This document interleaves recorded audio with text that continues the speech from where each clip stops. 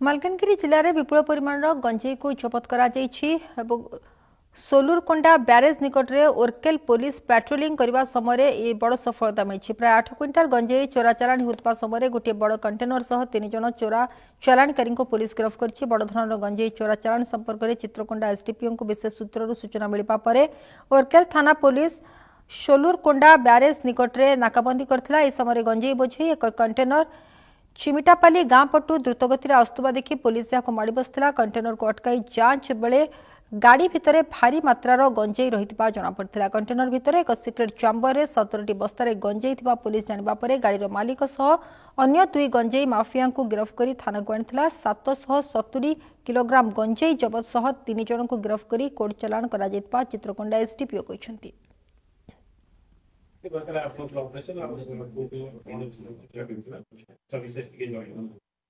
गतकाली 27/10/2025 मो पाक गोटे इनफॉरमेशन आसला मो सोर्स पाखु कि आउटसाइड स्टेट रो किछ लोक माने आसी लोकल कल्टिवेटर मान पाखु गंजेई चालान करके नेकी जो बाहर स्टेट रे से बिक्री करियो।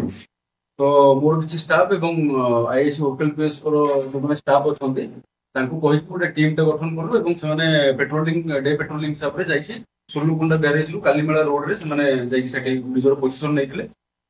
तो किछ समय परे गोटे कंटेनर को देखिले से माने से गोटे मूव करिवर तापरे से कंटेनर को हमें रिटर्न करलो एवं तांको पचरा उचरा करिवरु से माने दे कन्फेस दैट से माने उत्तर प्रदेश को बिलोंग करछन्ती। 3 जण थिले सेतरे जने ड्राइवर थिले आ 2 जण बसथिले ड्राइवर सीट पाखरे।